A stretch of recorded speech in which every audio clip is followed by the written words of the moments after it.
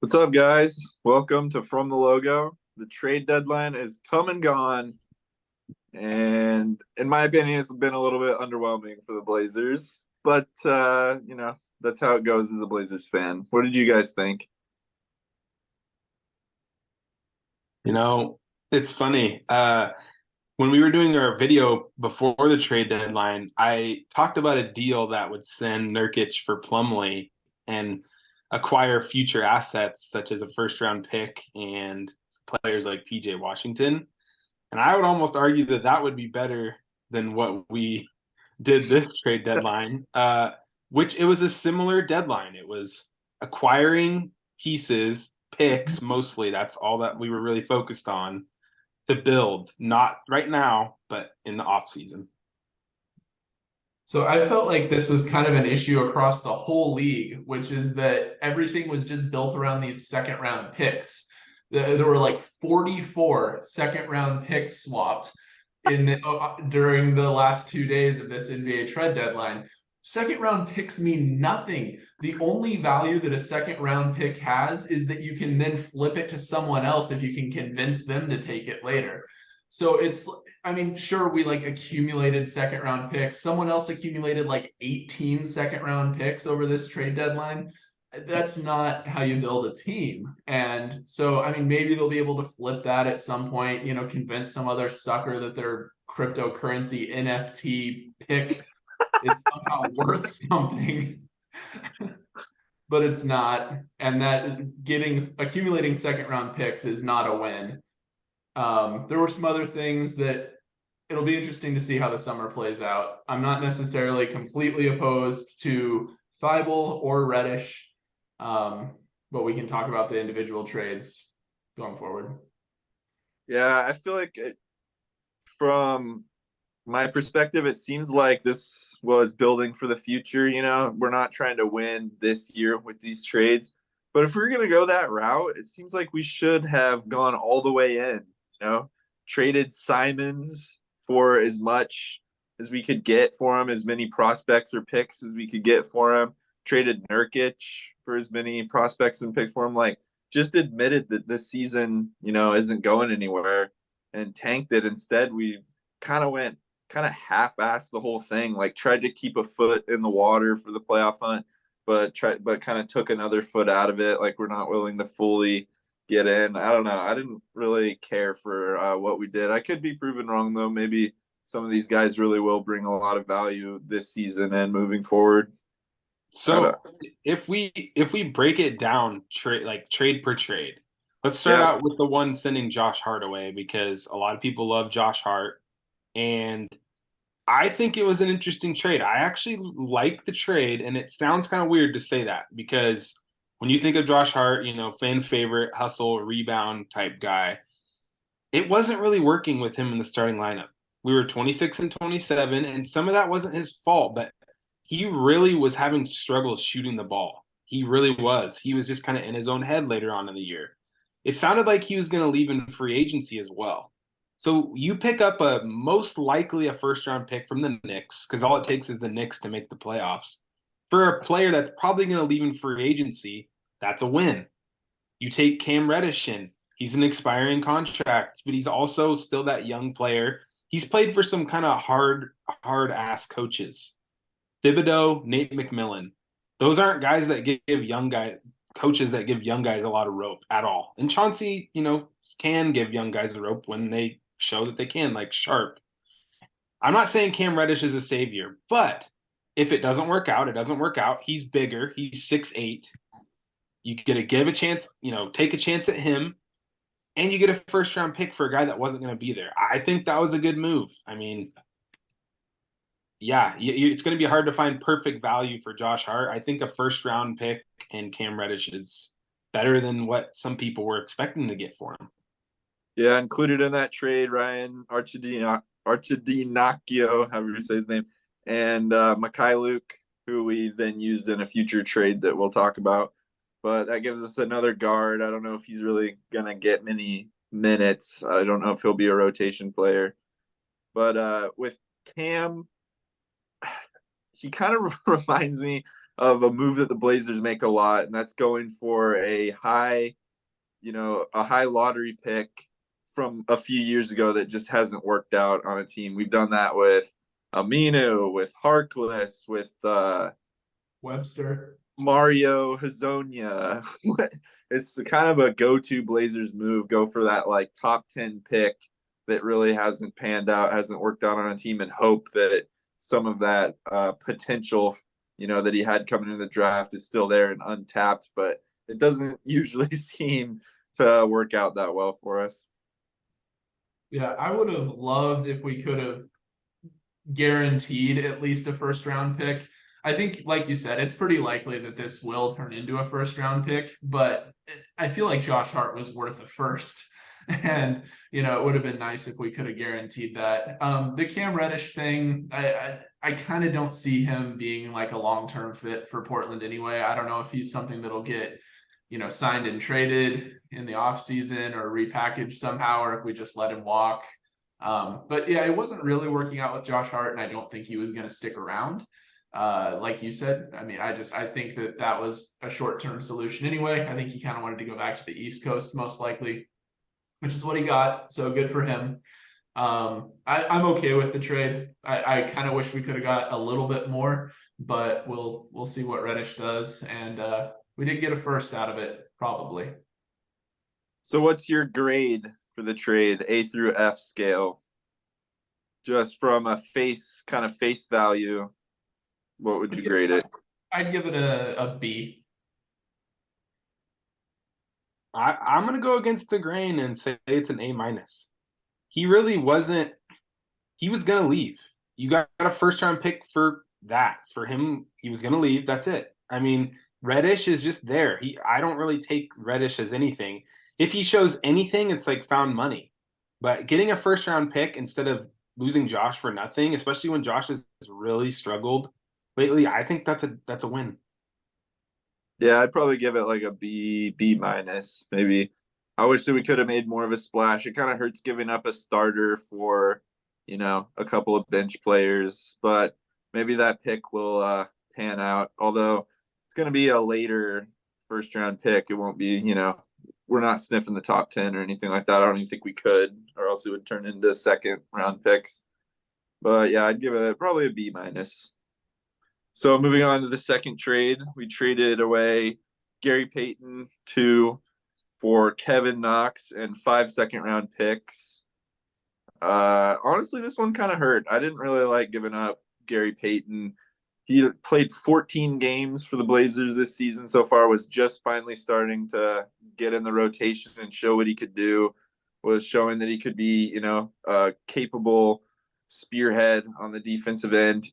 We didn't even really give him a chance to see if he could transform our defense before we gave him up. And we send him back to the team where he's had the most success, where he won a championship, and that's a direct rival of the Blazers and a team that's trying to make the play-in tournament and bounce us out.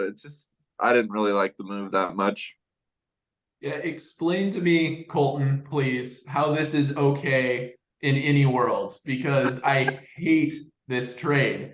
Yeah. I don't understand, and I'm not a GM, but this doesn't make any sense. We just made Golden State stronger. We made our defense weaker. I was actually kind of excited about pairing GP2 with the guy that we're going to talk about next as a kind of a defensive tandem.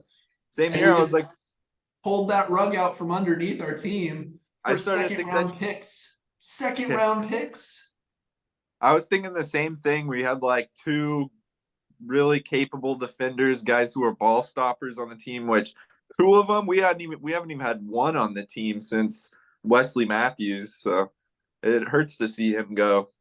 And he has really been showing a lot of promise. He's played somewhat inconsistently, but man, watching him basically like shut down Ja Morant at the end of that game against Memphis, we haven't had a guy who could do that in so long. He made every shot difficult, not only against him, but against every matchup he's had. It hurts. I wanted to see him stick around. Here's my thought process on this, because when I saw it initially, right before the deadline, I was like, 5 second rounders. I hope that they're getting sent to somebody else for another move. Sitting on it for a little bit, I've calmed down on it. Here's the thought process in my mind. Thibault has made a couple all defensive second teams. GP2 hasn't. Thibault's bigger than GP2. Neither player is that great on offense. Thibault represents a lot of what Gary Payton brings on the defensive end. You can't play both Gary Payton and Thibault and have an effective offense. You just can't do it. So I think what they were doing is acquiring Thibault, who gives you more size. He's not very good on offense, obviously, but the Blazers don't need a lot of offense. You can't play both Gary Payton and Thibault in the same line. I mean, you could try it, but man, that's two non-offensive threats. So I think what they were doing is getting Thibault. I don't think Gary Payton was that happy here. In the offseason when we acquired him, he said kind of some questionable things about he went where the money was going. Okay. We hear rumblings that Chauncey Billups and some of the coaching staff was mad that it took him so long to come back into the lineup. There was multiple articles out there that had said that they were kind of frustrated that it took GP so long to come back when he should have been healthy. It was GP 2 weeks for a while, and he only played, like you said, 14 games of this and averaged about 14 minutes a game, and then would get hurt, every other game. You're getting assets for a guy that hasn't been able to stay healthy, has only put Assets. Hey. People get rotation players for second-round picks. The Lakers rebuilt their whole second unit with second-round picks. Somebody like Rui Hachimura, that's a good player. They got him for second-round picks. You can get good players from second. I mean, okay, yeah, and none. That's my point. Like, you can get players for second-round picks. And none. I get it. They're not those first-round picks. You have to throw in rotation players, though, to get like slightly upgraded. None did nothing for the Lakers this year. He was a rotation player. Go look at his stats. He was awful. Awful. My point being, I don't really love the move of getting rid of Gary Payton, but it sounds like he didn't want to be here. Thibault gives you a lot of that same thing for, hey, second-round picks. Again, that's all we gave up for Thibault. So that's my idea on it. And I think that the moves signify that the Blazers obviously are not trying to get better this season. And as you said, getting better for next season. And Thibault can bring you that cost-effective, bigger, all-defensive team player.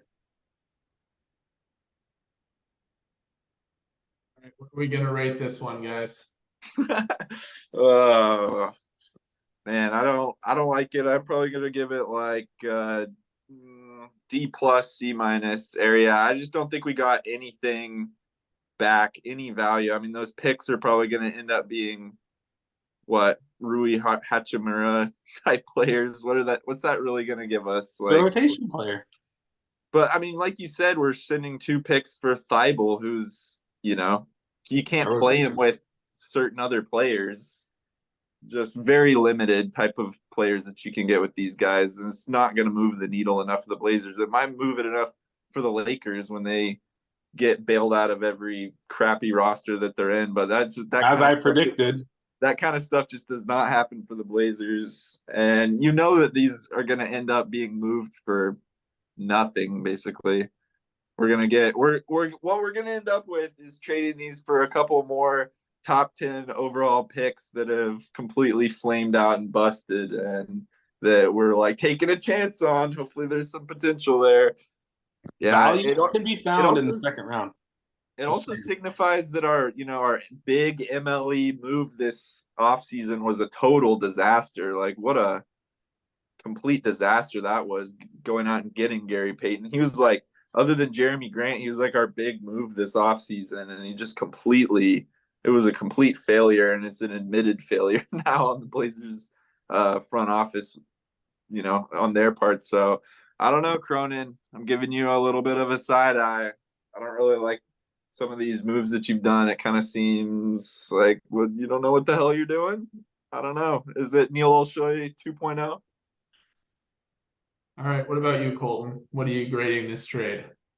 I agree with your grade. I don't think it's a fantastic trade that everybody should be jumping up and down for. I'm just saying I see kind of as acquiring Thibault at the same time as getting rid of Gary Payton. Thibault has been on all defensive teams. He's shown that he can defend. Gary Payton's had one good season where he was able to defend at a high level. He was still a limited minutes per game type player, just like Thibault. But I'm just saying, like, Gary Payton might have been a flash in the pan for us or for other teams outside of Golden State's system. So I still agree with you. It wasn't my favorite trade, but it wasn't my, this is the most awful trade ever, least favorite trade either. All right. Well, you convinced me by, explaining that Gary Payton didn't want to be here and the value of second round picks. So I was going to give it an F minus, and instead I'm going to give it an F. Okay. What do we think of Kevin Knox? Is he just gonna be like a bench warmer and leave? He's not probably gonna bring anything to the team. So it's basically Gary Payton for a bunch of scrubs in the future, a bunch of hypothetical scrubs or guys that we can trade for more Thibaults, basically. I see Knox going the same way as Greg Brown III. Did you guys see we waived him officially? Oh, I didn't see that. Bye, Greg. Bouncing Greg Brown. Gonna bounce his way out of Portland. I think Cam Reddish could show something that could be like, oh, wow, okay, Cam. Kevin Knox, I do not see that happening for. So, all right, last trade that the Blazers made. We packaged up 2 seconds and Mikhailuk, which we got for one of the pieces we got for Josh Hart, for Matisse Thybulle, who we have mentioned already. I like the trade. I don't really know if you can judge that trade. It's kind of all these. It's hard to judge them individually. It's more like what's the overall picture. This one's an obvious win if you just look at the breakdown of it. Sending a guy that probably wasn't going to play on the team and 2 second-round picks, the most valuable asset in the NBA, for a, like you said, a defensive juggernaut, a guy who's made some all NBA defensive teams, and a guy that has some size, but complete, oblivion on offense, like not going to give us anything on offense. So I do like the move, this particular move. What about you guys? I'm excited to see him pair with the more obvious offensive threats that we have. Seeing him get to play some minutes with Dame and Grant, I hope we get to see at least a little bit of that, because I think that there's an opportunity there for him to cover up some of the gaps in their game. It doesn't really sound like he's probably going to be starting. Is that right? But I still think he'll probably get a lot of minutes, especially if he shows that level of defensive ability. Yeah, I mean, why can't we just get two-way players, guys? Why can we only get Simons and Dame, who are a traffic cone on defense, or Thybulle, who is a first grader on offense? Like, why can't we got second-round picks, man? You can only get one or the other with second-round picks. You can't get both. I'm not the biggest Thybulle guy because of the offensive issues, but all defense team, you cannot discount that twice. It's not just a fluke. And while he might be a limited player and definitely a minute limited player, he's not going to be like a 30-minute a game type guy. If you've got a guy that's out there that's torching you, Klay Thompson, go put Thybulle on him. Like what Klay Thompson was doing to the Blazers when they played the Warriors. That's a good player, but he's 6'5".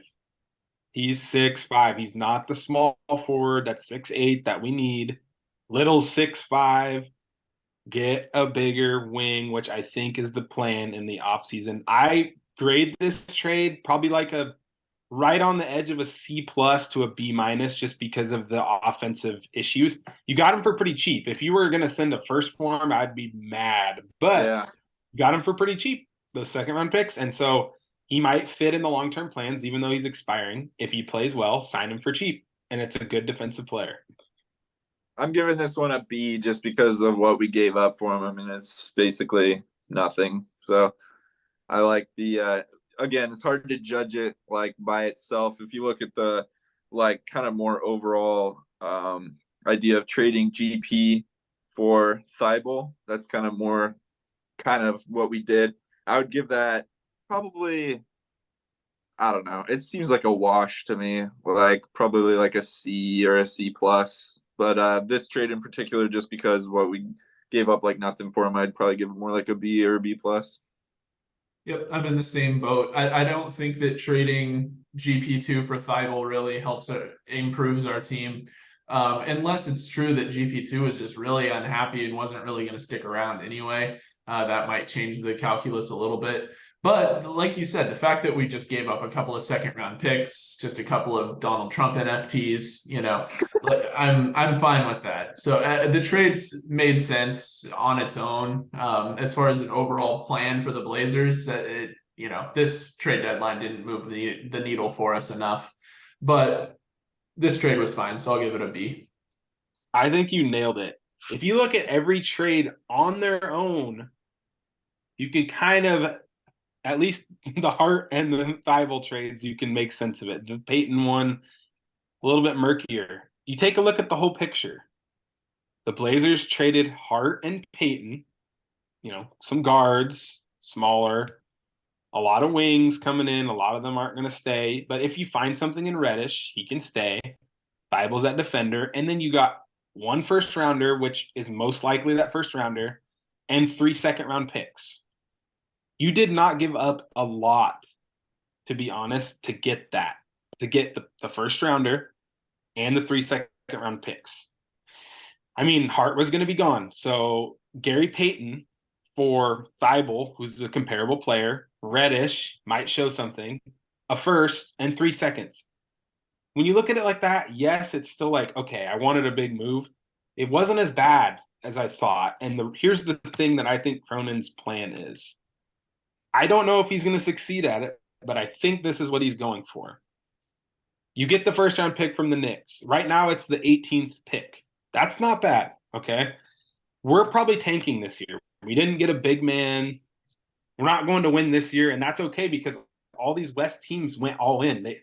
Dallas got better. Suns got better. Like, everyone is going in for this season. Seems like Utah is kind of tanking. Utah's tanking. Yeah. They're one of the teams that, like the Blazers, that just decided to give it up this year. But the Blazers could realistically get back down to that 7th pick that they had last year.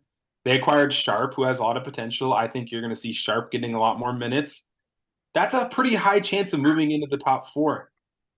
I think Joe's plan, here it is. We cannot trade future first-round picks because of the Chicago tie-up thing, right? If the Knicks make the playoffs, which they look like they will, we miss the playoffs. We have 2 first-round picks. But if we make the playoffs, we get access to all of our future first-round picks. So Joe has kind of given us either way. If we make the playoffs, we can trade all of our future first-round picks. If we miss it, we have a lottery pick and the Knicks first-round pick to go into the offseason and try and take a swing. That's his plan. We could have the worst-case scenario where the Knicks miss the playoffs and we make the playoffs. Which will happen.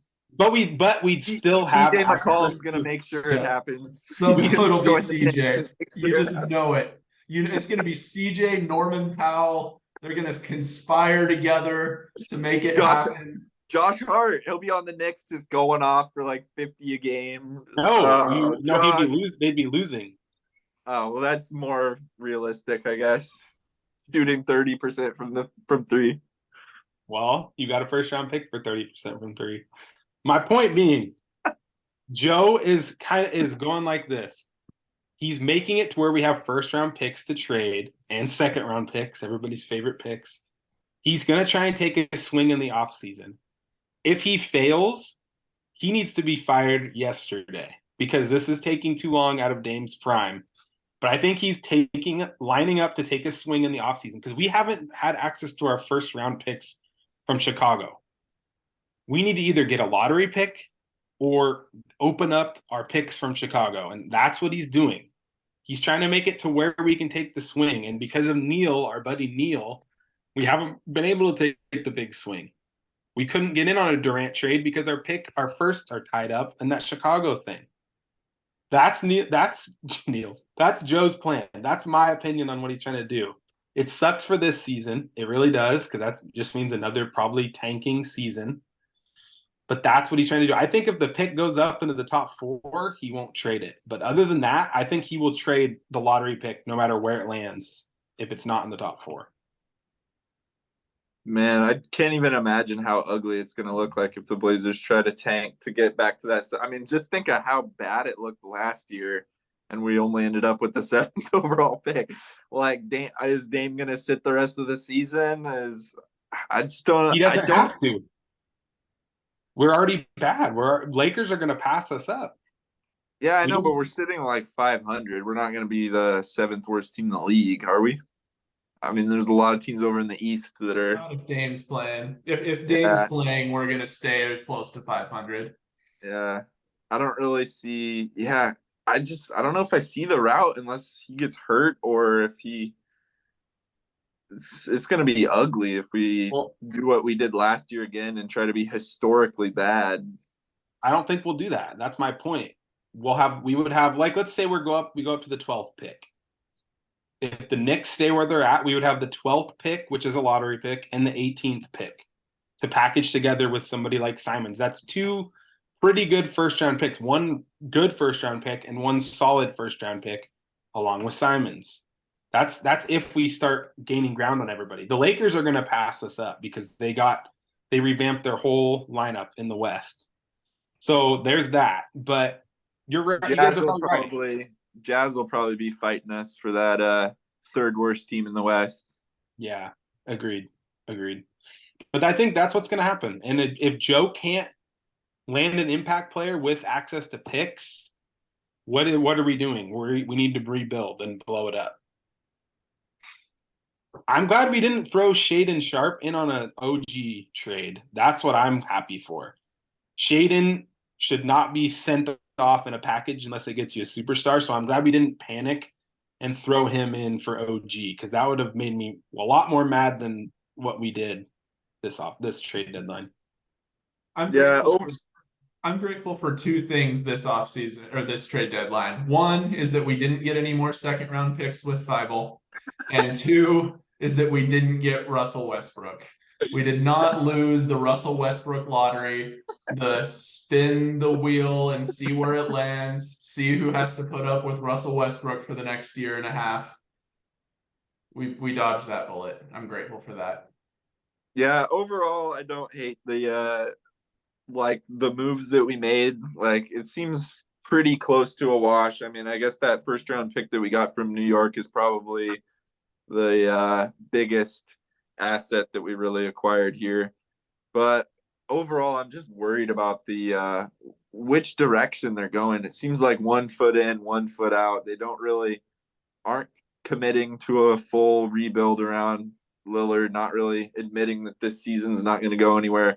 But they're also, it's just 1 foot in, 1 foot out, it seems like. So that's my big concern with the takeaway from this trade deadline. But the players being moved, it's probably like a C for me, right in the middle. It's a C. Yeah. I think the big concern for me is if we do suck and miss the playoffs, what's Jeremy Grant going to do? Yeah. He's a free agent, so if he's going to leave, we should have traded him at this deadline, because if not, we're going to lose him for nothing. I mean, we can give him the most money, and I know he likes money because, he went to Detroit and got a lot of money rather than staying in Denver and winning. But my point is, we do not want to be locked into Dame and Grant as the 2 best players, because we've seen what that does this season, and it's not enough.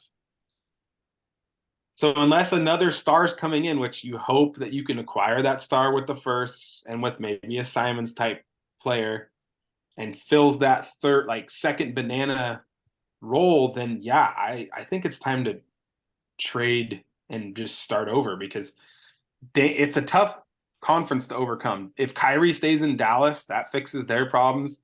Phoenix is the favorite now. Does it? Yeah. Ugh.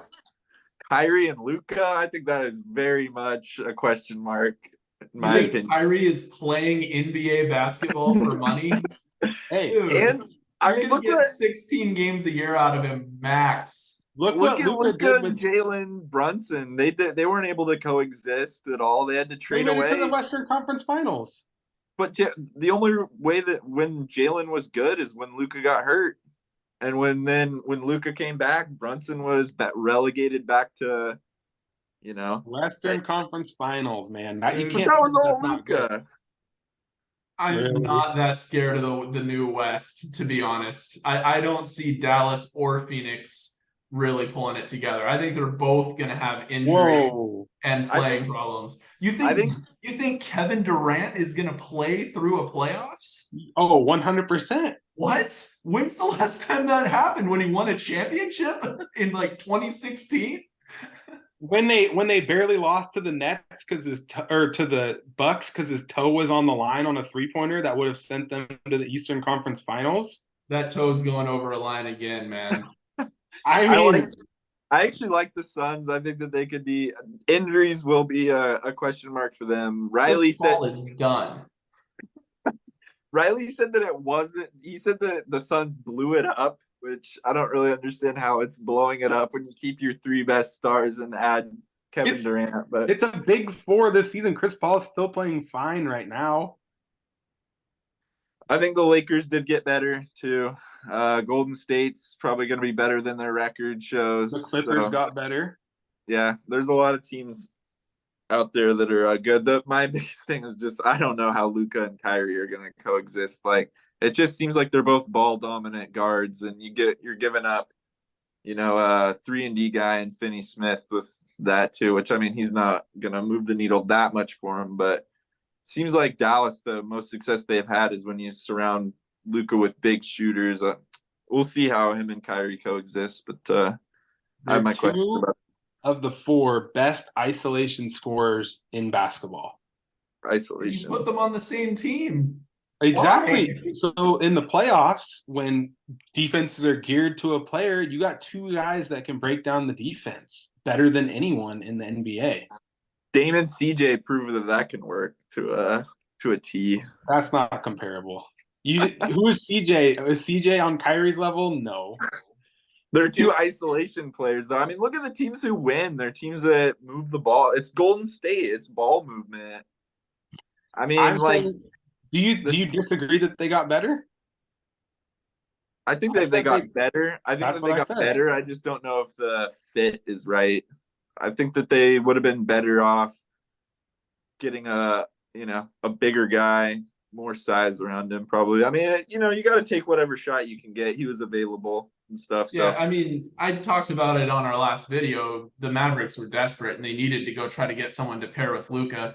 But I mean, have you ever seen Luca or Kyrie play well off the ball? They both need the ball in their hands. That's the type of game that they play. I don't see it. I think it's going to just bring down Luca's numbers. They're probably going to have short-term success. I do not trust Kyrie Irving to play regularly. He's going to start complaining about Texas. He's going to be complaining about racism in Texas. He's not playing NBA basketball. The dude retired 5 years ago. He's done. He just comes back and plays these like little legacy exhibition games every once in a while to show that he's still got handles. And then he goes back to whatever weird little secret society bunker he lives in, and he's done. Wow. No, Dallas is scary. His third eye is open, you guys. Hey, I'm not a Kyrie fan. I think he is a terrible teammate. But I did see, if you guys watched it, so Kyrie played the last game when Luca was out, which I know what you guys are going to say. Well, Luca was out. Luca was out! Luca had the biggest smile on his face on the bench. All the Mavericks fans are saying that was the happiest I've seen Luca since the Western Conference Finals because he's got a teammate that can break down. He doesn't have to have a 40% usage rate anymore. He can actually take one possession off and let somebody else do the damage. It could help him. It could help him be more rested. So I'm just saying, it's going to help him out more than hinder him, I think. We'll see. I think Phoenix is dangerous if they're healthy. I think health is a big issue for KD and Chris Paul. And But Booker for that matter. and Booker, but Dallas doesn't really scare me. Maybe I'll be proven wrong, but any team Kyrie's on, I don't know, man. What are they gonna do? Play? No. I still think the Warriors are the team to beat in the West. I mean, Denver's good too. Memphis is good, but I mean, Golden State, they are the defending champs for a reason. They're 4-time champs for a reason. If they are healthy, that's the big question. I mean, with all these teams, it hinges on health. But yeah, if all teams are healthy, Denver and Golden State are the two teams that I am the most worried about. And those are the two teams that move the ball, that don't play isolation. It's just there's a few teams out there that are successful with isolation, like Boston, but they have two big isolation players, and then they surround them with a ton of shooters and stuff too. So it should be fun to see what happens in the Western Conference, though, now that the Blazers are officially out of the race. You didn't mention the Kings. The Kings are a shoo-in for the Western Conference Finals. As I predicted before the year, I called it, and they're currently the 3rd seed. They're not looking back. Sacramento Kings are in the Western Conference Finals. Book it, count it. I think it's a good year for the Blazers to sit out and then take a swing in the offseason. Joe, you're fired if you can't figure it out. De'Aaron Fox got robbed at the All-Star game. He should be an All-Star. Sabonis is good, but De'Aaron Fox is the go-to man on that team. All right, guys, thanks for watching From the Logo. Tell us what you thought about the Blazers trade deadline maneuvers, as well as the rest of the league. What do you think team came out the best? Probably the Suns, but let us know. Thanks for watching From the Logo. Bye.